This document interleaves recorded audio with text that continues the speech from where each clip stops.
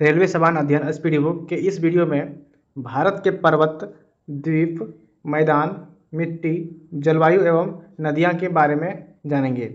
यदि आप railway, SSC, police या किसी भी कम्पिटिटिव एग्जाम की तैयारी करते हैं तो यह वीडियो आपके लिए काफ़ी महत्वपूर्ण रहने वाला है। तो चलिए बिना समय बिताए शुरू करते हैं। दिया गया है, पहला पॉइंट है, हिमालय अवसादी चट्टानों से बना है तथा हिमालय की लंबाई लगभग 2500 किलोमीटर है और हिमालय नवीन वलित पर्वत का निर्माण प्राचीन तैतीस सागर के निक्षेपों से हुआ है। याद रखना है, हिमालय का निर्माण नवीन वलित पर्वत के प्राचीन तैतीस सागर के निक्षेपों से बना हुआ है और हिमालय के पर्वतीय क्षेत्र को 4 समांतर पर्वत श्रेणी में बांटा गया है। याद रखना है, हिमालय के उत्तर पर्वतीय क्षेत्र को 4 समांतर पर्वत श्रेणियों में बांटा गया है। यह इस प्रकार है, ट्रांस हिमालय तिब्बत क्षेत्र में है, हिमाद्री या महान हिमालय है, लघु या मध्य हिमालय तथा शिवालिक या बाह्य हिमालय, ये सब श्रेणी में बांटा गया है। अगला पॉइंट दिया गया है, हिमालय की सबसे ऊंची श्रेणी हिमाद्री है। याद रखना है, हिमालय की सबसे ऊंची श्रेणी हिमाद्री है और भारत का सर्वोच्च शिखर कंचनजंगा जो सिक्किम में है 8598 मीटर है, हिमाद्री में स्थित है। याद रखना है, भारत का सर्वोच्च शिखर कंचनजंगा जो सिक्किम में है, इसकी ऊंचाई 8598 मीटर है और यह हिमाद्री में स्थित है। और विश्व की सबसे ऊंची चोटी माउंट एवरेस्ट है जिसकी ऊंचाई लगभग 8850 मीटर हिमाद्री में ही स्थित है। अगला पॉइंट है, माउंट एवरेस्ट को नेपाल में सागरमाथा तथा तिब्बत में चोमोलुंगमा कहा जाता है। याद रखना है, माउंट एवरेस्ट को नेपाल में सागरमाथा तथा तिब्बत में चोमोलुंगमा कहा जाता है और ट्रांस हिमालय महान हिमालय के उत्तर में स्थित है। याद रखना है, ट्रांस हिमालय उत्तर में महान हिमालय है। और काराकोरम, लद्दाख, जास्कर तथा कैलाश पर्वत, ये सब श्रेणियाँ ट्रांस हिमालय में पाई जाती है। याद रखना है, काराकोरम, लद्दाख, जास्कर तथा कैलाश पर्वत श्रेणियाँ ये सभी ट्रांस हिमालय में पाई जाती है। और भारत की सबसे ऊंची चोटी केटू या गॉडविन अस्टीन है जो काराकोरम श्रेणी में स्थित है। याद रखना है, भारत की सबसे ऊंची चोटी केटू या गॉडविन अस्टीन है जो काराकोरम श्रेणी में स्थित है।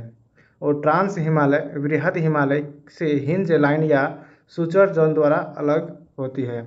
याद रखना है, ट्रांस हिमालय और वृहद या महान हिमालय से हिंद या सूचर जोन के द्वारा अलग होती है।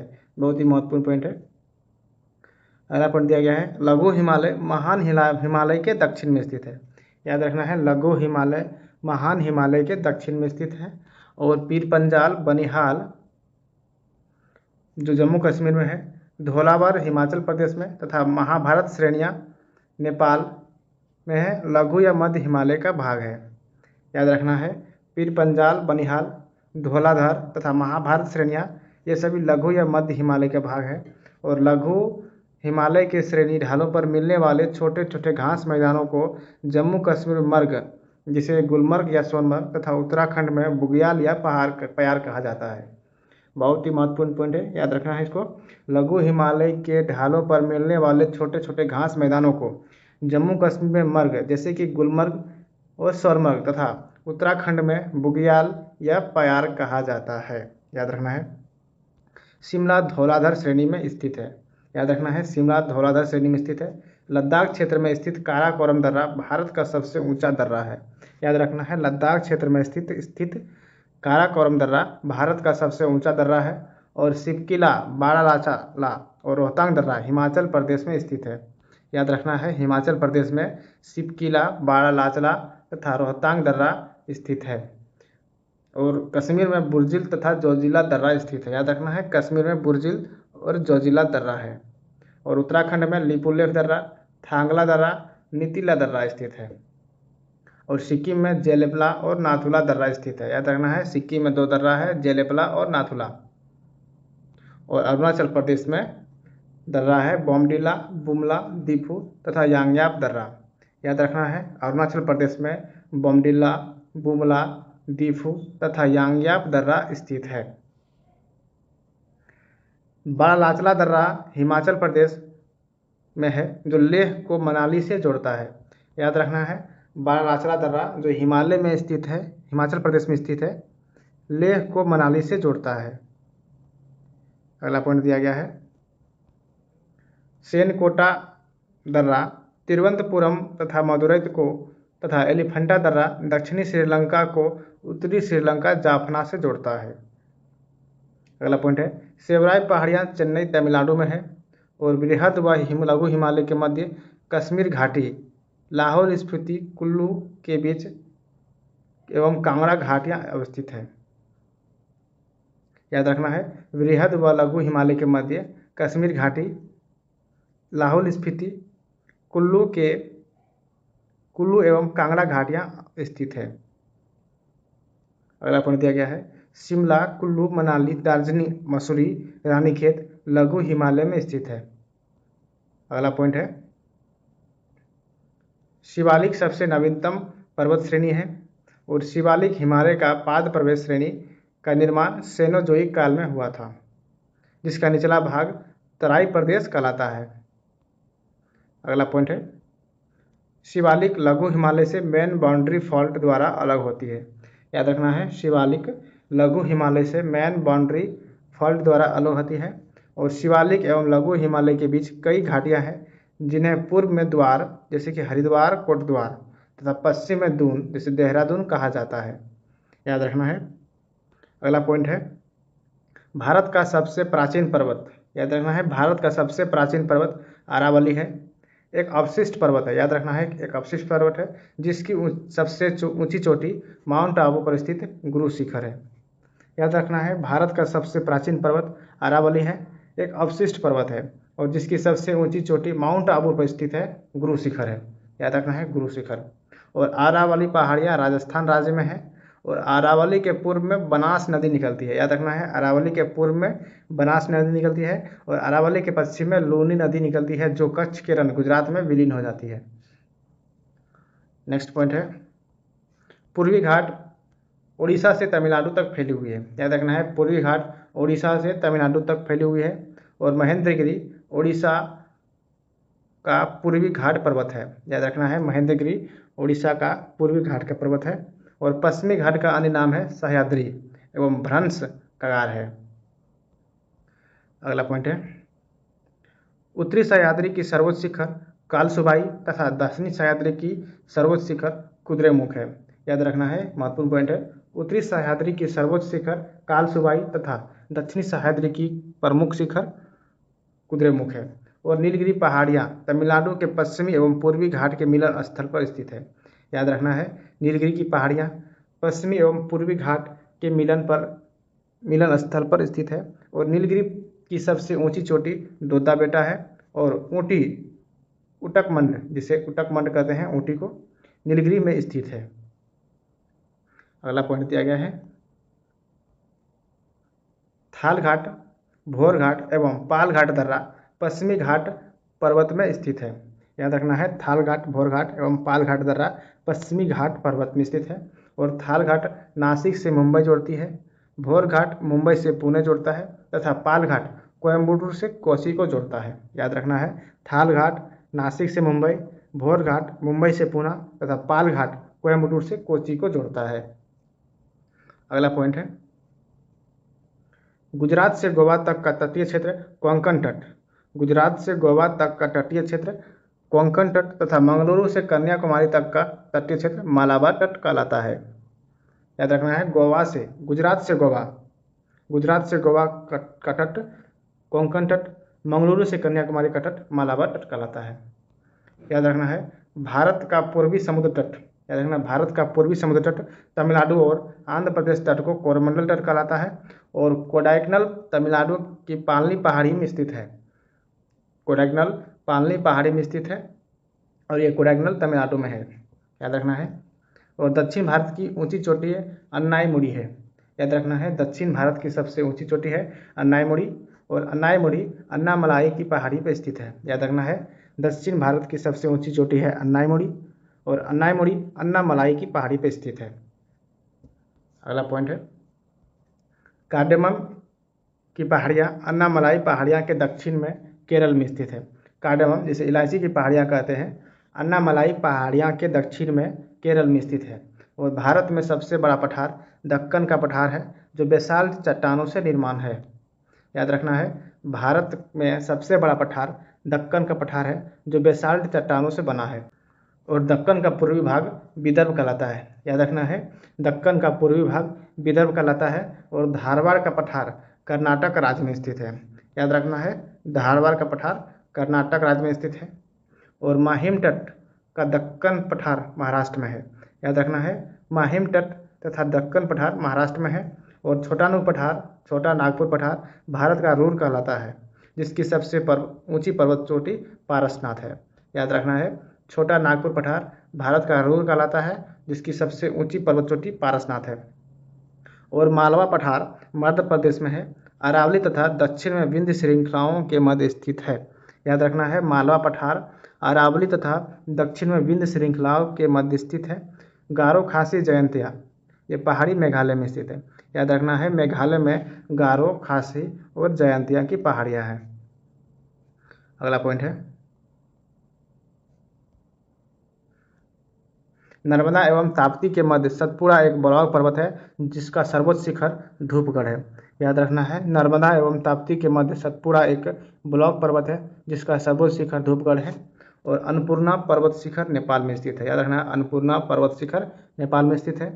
अगला पॉइंट दिया गया है महाबलेश्वर उत्तरी सह्याद्री की दूसरी प्रमुख चोटी है जिसका उच्चतम बिंदु विल्सन पॉइंट है। याद रखना है, महाबलेश्वर उत्तरी सह्याद्री की दूसरी प्रमुख चोटी है जिसका उच्चतम बिंदु विल्सन पॉइंट है।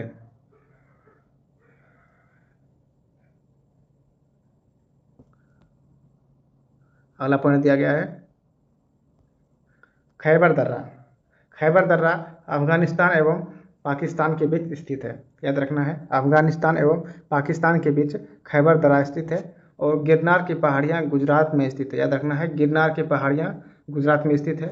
और मैकाल पर्वत छत्तीसगढ़ में है जिसका सर्वोच्च शिखर अमरकंटक है। याद रखना है, मैकाल पर्वत छत्तीसगढ़ में है जिसका सर्वोच्च शिखर अमरकंटक में है।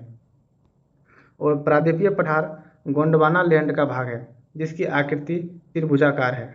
याद रखना है, प्रायद्वीपीय पठार गोंडवाना लैंड का भाग है जिसकी आकृति त्रिभुजाकार है। और सतपुड़ा की पहाड़ियाँ मध्य प्रदेश राज्य में है। याद रखना है, सतपुड़ा की पहाड़ियाँ मध्य प्रदेश राज्य में है। और विंध्याचल और सतपुड़ा पर्वत श्रेणियाँ प्रायद्वीपीय पठार को दो भागों में बांटती है। याद रखना है, विंध्याचल और सतपुड़ा का पर्वत श्रेणियाँ प्रायद्वीपीय पठार को दो भागों में बांटती है। अगला पॉइंट दिया गया है दामोदर नदी छोटा नागपुर के पठार से निकलती है। याद रखना है, दामोदर नदी छोटा नागपुर के पठार से निकलती है। और दामोदर नदी को जैविक मरुस्थल कहा जाता है। याद रखना है, दामोदर नदी को जैविक मरुस्थल कहा जाता है। और हिमालय की सबसे पूर्वी चोटी नामचा बरवा अरुणाचल प्रदेश और तिब्बत सीमा पर स्थित है। याद रखना है, हिमालय की सबसे पूर्वी चोटी जो नामचा बरवा है अरुणाचल प्रदेश तिब्बत सीमा पर स्थित है। और कैलाश पर्वतमाला चीन में स्थित है। अगला पॉइंट दिया गया है नंदा देवी चोटी कुमायूं हिमालय का भाग है और नंदा देवी चोटी उत्तराखंड में स्थित है। अगला पॉइंट है तिरुपति शेषाचलम पहाड़ी की घाटी में स्थित है। याद रखना है, तिरुपति शेषाचलम पहाड़ी की घाटी में है। और मध्य प्रदेश में पंचमढ़ी का पर्यटक स्थल सतपुड़ा पहाड़ी पर स्थित है। याद रखना है, पंचमढ़ी पर्यटक स्थल है सतपुड़ा पहाड़ी पर स्थित है। पंचमढ़ी को सतपुड़ा की रानी कहा जाता है। ध्यान रहना है, सतपुड़ा की रानी पंचमढ़ी कहा जाता है। अगला पॉइंट है नंदी हिल्स मैसूर शहर के पास स्थित है। और महादेव पहाड़ी मध्य प्रदेश में स्थित है। और सारामती पर्वत नागालैंड में है। महेंद्रगिरी चोटी पूर्वी घाट में स्थित है। याद रखना है, महेंद्रगिरी चोटी पूर्वी घाट में स्थित है। और भारत का सबसे बड़ा नदीमुख हुगली है। याद रखना है, भारत में सबसे बड़ा नदीमुख हुगली नदी का है। और भारत के विशाल मैदान का निर्माण नदियों द्वारा बहकर लाई गई निक्षेपों से हुआ है। अगला पॉइंट दिया गया है गौखुर झीलें उत्तरी मैदान में पाई जाती है। गौखुर झीलें उत्तरी मैदान में पाई जाती है। और पवन द्वारा निर्मित मैदान पेडी प्लेन कहलाता है। याद रखना है, पवन द्वारा निर्मित मैदान पेडी प्लेन कहलाता है। और भारत की सबसे लंबी नदी गंगा की उत्पत्ति उत्तराखंड स्थित गंगोत्री हिमनद से होती है। याद रखना है, भारत की सबसे लंबी नदी है गंगा, की उत्पत्ति उत्तराखंड के स्थित गंगोत्री हिमनद से होती है और वास्तव में देवप्रयाग में भागीरथी एवं अलकनंदा की नदियाँ संयुक्त धारा गंगा कहलाती है और यमुना गंगा की सबसे लंबी सहायक नदी है। याद रखना है, यमुना गंगा की सबसे लंबी सहायक नदी है और भारत में सबसे लंबी सहायक नदी यमुना है और यमुना नदी को खुला नाला भी कहा जाता है। सोन नदी गंगा में दक्षिण से मिलती है। याद रखना है, सोन नदी गंगा में दक्षिण से मिलती है। गंडक नदी को नेपाल में शालिग्राम एवं नारायणी कहा जाता है। याद रखना है, गंडक नदी को नेपाल में शालिग्राम एवं नारायणी कहा जाता है और भारत में सबसे बड़ा नदी बेसिन गंगा का है। याद रखना है, भारत में सबसे बड़ा नदी बेसिन गंगा का है और चीन तिब्बत क्षेत्र में की सबसे लंबी नदी यरलुंग भारत में ब्रह्मपुत्र कहलाती है। चीन की सबसे लंबी नदी है यरलुंग और भारत में इसे ब्रह्मपुत्र कहते हैं और बांग्लादेश में गंगा को पद्मा कहा जाता है और बांग्लादेश में ब्रह्मपुत्र को जमुना कहते हैं। याद रखना है, बांग्लादेश में गंगा को पद्मा तथा बांग्लादेश में ब्रह्मपुत्र को जमुना कहा जाता है।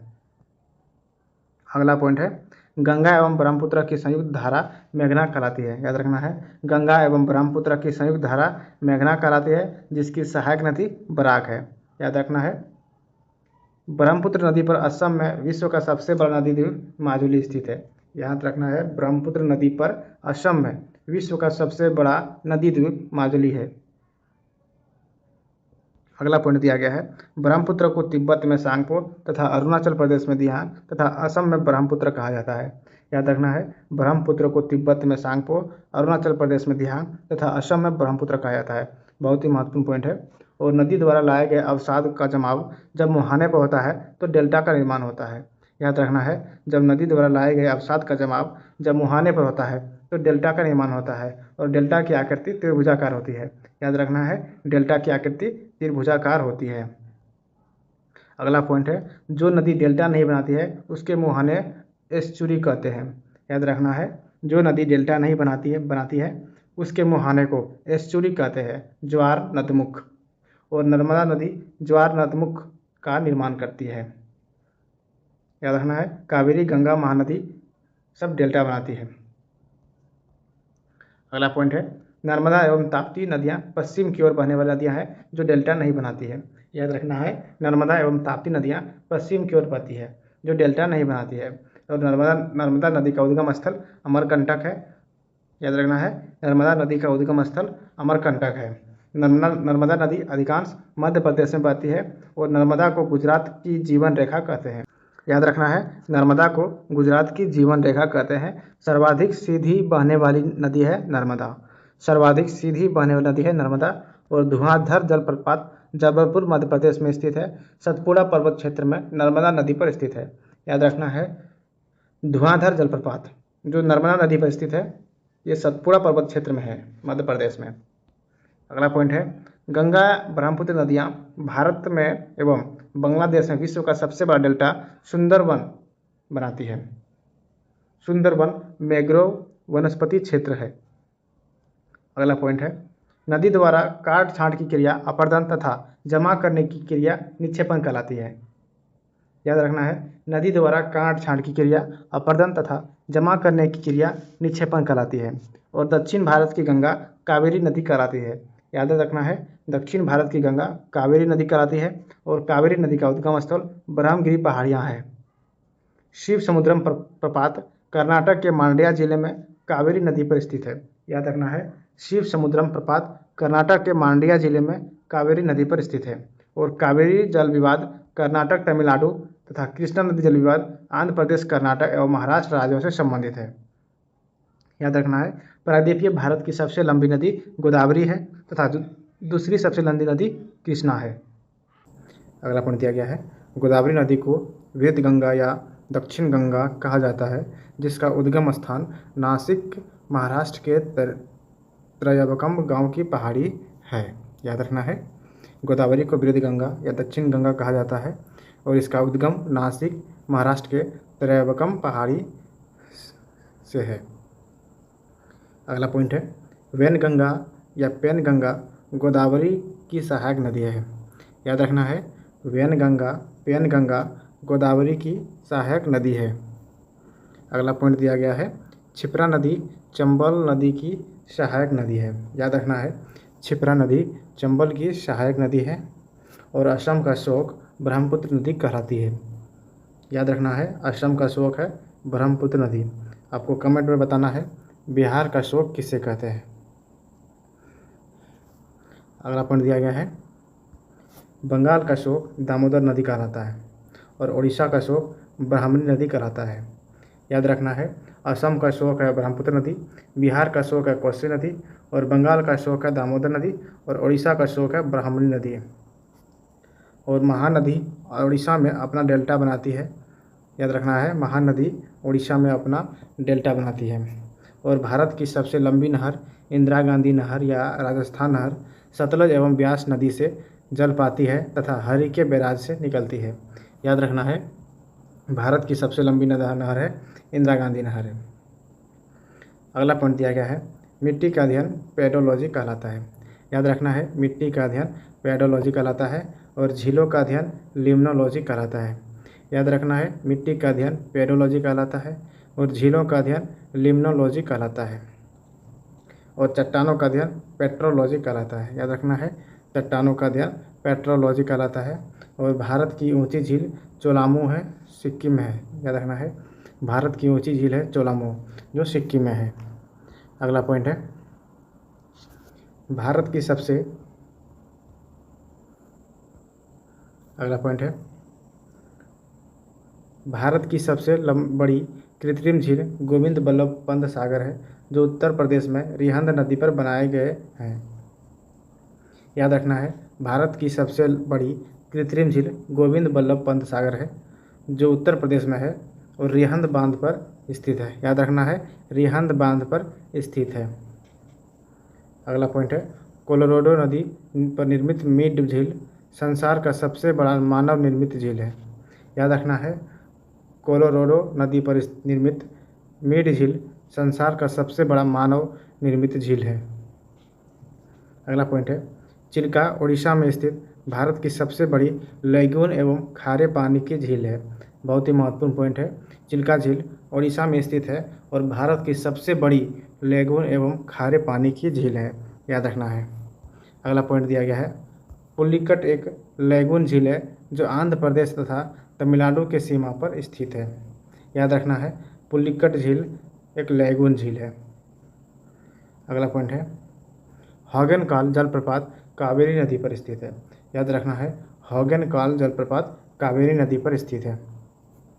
अगला पॉइंट है, भारत का सबसे ऊंचा जलप्रपात कुंचिकल है जो वराही नदी पर कर्नाटक में है। याद रखना है, भारत का सबसे ऊंचा जलप्रपात कुंचिकल जलप्रपात है और वराही नदी पर है कर्नाटक में। अगला पॉइंट दिया गया है, सर्वाधिक उपजाऊ एवं सर्वाधिक मात्रा में पाए जाने वाली मिट्टी जलोढ़ मिट्टी है जिसे दोमट मिट्टी भी कहते हैं एवं जो गेहूं एवं धान के लिए अच्छी होती है। याद रखना है, सर्वाधिक उपजाऊ एवं सर्वाधिक मात्रा में पाए जाने वाली मिट्टी है जलोढ़ मिट्टी। जलोढ़ मिट्टी को ही दोमट मिट्टी कहते हैं जो धान एवं गेहूं के लिए अच्छी है। अगला पॉइंट है, जलोढ़ मिट्टी में पोटास, चूना एवं जैव पदार्थ की प्रचुरता तथा नाइट्रोजन, फास्फोरस एवं ह्यूमस की कमी पाई जाती है। अगला इम्पोर्टेंट पॉइंट है, पुरानी जलोढ़ मिट्टी को बांगर कहा जाता है और नवीन जलोढ़ मिट्टी को खादर कहा जाता है। बहुत बार एग्जाम में पूछा गया है कि पुरानी जलोढ़ मिट्टी को क्या कहा जाता है। सही आंसर है बांगर और नवीन जलोढ़ मिट्टी को खादर कहा जाता है। अगला पॉइंट है, काली मिट्टी का निर्माण ज्वालामुखी से निर्मित बेसाल्ट चट्टानों से हुआ है। याद रखना है, काली मिट्टी का निर्माण ज्वालामुखी से निर्मित बेसाल्ट चट्टानों से हुआ है और कपास के खेती के लिए काली मिट्टी उत्तम होती है। इसे रेगुर मिट्टी भी कहते हैं। याद रखना है, काली मिट्टी को रेगुर मिट्टी भी कहा जाता है। अगला पॉइंट दिया गया है, काली मिट्टी महाराष्ट्र, मध्य प्रदेश, गुजरात, आंध्र प्रदेश, कर्नाटक में अधिक पाई जाती है और काली मिट्टी में नमी धारण करने की क्षमता अधिक होती है। अगला पॉइंट है, लौह ऑक्साइड की अधिकता के कारण लाल मिट्टी का रंग प्रायः लाल होता है। याद रखना है, लौह ऑक्साइड की अधिकता के कारण लाल मिट्टी का रंग लाल होता है और लाल मिट्टी प्रायः उर्वरता विहीन यानी बंजर भूमि के रूप में पाई जाती है। चूने का इस्तेमाल कर इसकी उर्वरता बढ़ाई जा सकती है। लाल मिट्टी में चूने का इस्तेमाल करके इस उर्वरता को बढ़ाई जा सकती है और लाल मिट्टी मुख्य रूप से प्रायद्वीपीय भारत जैसे कि आंध्र प्रदेश और तमिलनाडु में पाई जाती है। याद रखना है, लाल मिट्टी मुख्य रूप से आंध्र प्रदेश एवं तमिलनाडु में पाई जाती है। और लेटेराइट मिट्टी का निर्माण अधिक वर्षा वाले क्षेत्र में शैल के टूट फूट तथा जल के साथ चूना व सिलिका के निक्षालन से हुआ है। याद रखना है, चाय की खेती के लिए लेटेराइट मिट्टी उत्तम होता है। इसमें आयरन एवं सिलिका होती है। याद रखना है, चाय की खेती के लिए लेटेराइट मिट्टी उत्तम होती है। और भारत की जलवायु उष्णकटिबंधीय मानसूनी है और भारत में मानसून का आगमन जून के प्रथम सप्ताह केरल में होता है। और अगला पॉइंट दिया गया है, भारत में अधिकांश वर्षा दक्षिण पश्चिम मानसून से होती है और जिसका सर्वप्रथम आगमन केरल में जून के प्रथम सप्ताह में होता है। अगला पॉइंट दिया गया है, जाड़े के दिनों में तमिलनाडु के तटों पर या कोरोमंडल तट पर वर्षा लौटती हुई मानसून या उत्तर पूर्वी मानसून के कारण होती है। याद रखना है, तमिलनाडु के तट या कोरोमंडल तट पर वर्षा लौटती हुई मानसून या उत्तर पूर्वी मानसून के कारण होती है। और भारत के पश्चिमी समुद्री तट पर वर्षा दक्षिण पश्चिम मानसून से होती है। याद रखना है, भारत के पश्चिमी समुद्री तट पर वर्षा दक्षिण पश्चिम मानसून के कारण होती है और ग्रीष्म काल में आने वाली तूफानों को पश्चिम बंगाल में काल वैशाखी कहते हैं। याद रखना है, ग्रीष्म काल में आने वाली तूफानों को पश्चिम बंगाल में काल वैशाखी कहा जाता है। अगला पॉइंट दिया गया है, गर्मी में असम एवं पश्चिम बंगाल में तीव्र आर्द्र हवाएं चलती है जिसे नॉर्वेस्टर कहा जाता है। याद रखना है, गर्मी के मौसम में असम एवं पश्चिम बंगाल में तीव्र आर्द्र हवाएं चलती हैं जिसे नॉर्वेस्टर कहा जाता है। और रबी की फसल अक्टूबर नवंबर में बोई जाती है और तथा मार्च अप्रैल में काट ली जाती है। याद रखना है, रबी फसल का टाइम है, बुआई का टाइम अक्टूबर से नवंबर और काटते हैं मार्च से अप्रैल में। और खरीफ फसल की बुआई जून जुलाई में बोई जाती है, नवंबर दिसंबर में काट ली जाती है। याद रखना है, रबी फसल कौन कौन से हैं। रबी फसलें गेहूँ, जौ, चना, मटर, सरसों, आलू, राई इत्यादि रबी फसल है। जबकि धान, गन्ना, तिलहन, ज्वार, बाजरा, मक्का, अरहर ये सब खरीफ फसल है। याद रखना है, रबी फसल एवं खरीफ फसल। अगला पॉइंट दिया गया है, भारत के द्वीप समूह को दो भागों में बांटा गया है। पहला भाग है लक्षद्वीप और दूसरा भाग है अंडमान निकोबार द्वीप समूह। याद रखना है, पहला है लक्षद्वीप, दूसरा है अंडमान निकोबार द्वीप समूह। अंडमान निकोबार द्वीप समूह बंगाल की खाड़ी तथा लक्षद्वीप द्वीप समूह अरब सागर में स्थित है। याद रखना है, अंडमान निकोबार द्वीप समूह पश्चिम बंगाल यानी बंगाल की खाड़ी तथा लक्षद्वीप समूह अरब सागर में स्थित है और लक्षद्वीप समूह प्रवाल निर्मित है। श्रीहरिकोटा आंध्र प्रदेश एक प्रवाल द्वीप है। याद रखना है, श्रीहरिकोटा आंध्र प्रदेश एक प्रवाल द्वीप है और लक्षद्वीप की राजधानी कावारती है। याद रखना है, लक्षद्वीप की राजधानी कावारती है और लक्षद्वीप में कुल द्वीपों की संख्या 36 है। अगला एवं महत्वपूर्ण पॉइंट है, 80 डिग्री मिनिकॉय तथा मालदीव को अलग करता है। याद रखना है, 80 डिग्री चैनल मिनिकॉय और मालदीव को अलग करती है, जबकि 90 डिग्री चैनल लक्षद्वीप एवं मिनिकॉय को अलग करता है। बहुत ही महत्वपूर्ण पॉइंट है, 80 डिग्री चैनल मिनिकॉय और मालदीव को अलग करता है, जबकि 90 डिग्री चैनल लक्षद्वीप एवं मिनिकॉय को अलग करता है। और लक्षद्वीप समूह का सबसे बड़ा द्वीप है आंड्रोट। याद रखना है, लक्षद्वीप समूह का सबसे बड़ा द्वीप है आंड्रोट और लक्षद्वीप समूह का सबसे छोटा द्वीप है बिट्रा। और लक्षद्वीप के लोग मलयालम भाषा बोलते हैं क्योंकि यहाँ इसके सटे केरल राज्य है। अंडमान निकोबार द्वीप समूह ज्वालामुखी निर्मित है। याद रखना है, अंडमान निकोबार द्वीप ज्वालामुखी निर्मित है और अंडमान निकोबार समूह में कुल 572 द्वीप है। 10 डिग्री चैनल अंडमान को निकोबार से, जबकि ग्रैंड चैनल सुमात्रा द्वीप इंडोनेशिया में है को ग्रेट निकोबार द्वीप से अलग करता है। याद रखना है, 10 डिग्री चैनल अंडमान को निकोबार से, जबकि ग्रैंड चैनल सुमात्रा द्वीप इंडोनेशिया को ग्रेट निकोबार द्वीप से अलग करता है। अगला पॉइंट दिया गया है, अंडमान निकोबार की राजधानी पोर्ट ब्लेयर है और पोर्ट ब्लेयर दक्षिण अंडमान में स्थित है और यहीं सेलुलर जेल एवं वीर सावरकर एयरपोर्ट है। याद रखना है, पोर्ट ब्लेयर दक्षिण अंडमान में स्थित है और यहीं सेलुलर जेल व वीर सावरकर एयरपोर्ट है। अगला पॉइंट है हेवलॉक द्वीप, स्वराज जिसे स्वराज द्वीप कहते हैं, रॉस द्वीप जिसे सुभाष चंद्र बोस द्वीप कहते हैं, नील द्वीप जिसे शहीद द्वीप कहते हैं, दक्षिण अंडमान में स्थित है। बहुत ही महत्वपूर्ण पॉइंट है। अब्दुल कलाम द्वीप जिसे व्हेलर द्वीप के नाम से जानते थे पहले, उड़ीसा से 150 किलोमीटर दूर बंगाल की खाड़ी में स्थित है। याद रखना है, कोको स्ट्रेट कोको द्वीप एवं उत्तरी अंडमान को अलग करता है। अगला पॉइंट दिया गया है निकोबार द्वीप समूह, अंडमान निकोबार द्वीप समूह को मरकत द्वीप भी कहा जाता है। मरकत द्वीप या एमराल्ड आइलैंड भी कहा जाता है। याद रखना है, अंडमान निकोबार द्वीप समूह को मरकत द्वीप या एमराल्ड आइलैंड भी कहा जाता है। अगला पॉइंट है अंडमान निकोबार की सबसे ऊंची चोटी सैडल पीक है जो उत्तरी अंडमान में स्थित है। याद रखना है, अंडमान निकोबार की सबसे ऊंची चोटी सैडल पीक है जो उत्तरी अंडमान में स्थित है। अगला पॉइंट है नारकोंडम द्वीप उत्तरी अंडमान के पूर्व में है और अंडमान निकोबार की दूसरी सबसे ऊंची चोटी माउंट थुलियर है जो ग्रेट निकोबार पर है। याद रखना है, अंडमान निकोबार की दूसरी सबसे चोटी माउंट लुथियर है जो ग्रेट निकोबार है और पहली सबसे बड़ी चोटी सैडल पीक है। डंकन पास दक्षिणी एवं लघु अंडमान के बीच है। याद रखना है, डंकन पास दक्षिणी एवं लघु अंडमान के बीच है। अगला पॉइंट है ओंग छोटा अंडमान द्वीप के जनजाति है और सोम्पेन निकोबार द्वीप के जनजाति है। याद रखना है, ओंग जनजाति अंडमान द्वीप के जनजाति है और सोम्पेन जनजाति निकोबार द्वीप के जनजाति है और भारत एकमात्र सक्रिय ज्वालामुखी बैरन द्वीप के मध्य अंडमान के पूर्वी भाग में स्थित है। याद रखना है, भारत का एकमात्र सक्रिय ज्वालामुखी बैरन द्वीप के मध्य अंडमान के पूर्वी भाग पर स्थित है और पम्बन द्वीप आदम ब्रिज का एक भाग है। याद रखना है, आदम ब्रिज या राम सेतु जिसे रामेश्वरम तमिलनाडु के पास है, पम्बन द्वीप के अंतिम छोर धनुषकोडी से श्रीलंका के मन्नार द्वीप तक है। दोस्तों, इस वीडियो में यहीं तक, अगला वीडियो आ रहा है, तब तक के लिए देखते रहिए हमारे वीडियो को। यदि वीडियो अच्छा लगे तो लाइक, सब्सक्राइब और शेयर जरूर करें। मिलते हैं अगले वीडियो में। धन्यवाद। जय हिंद।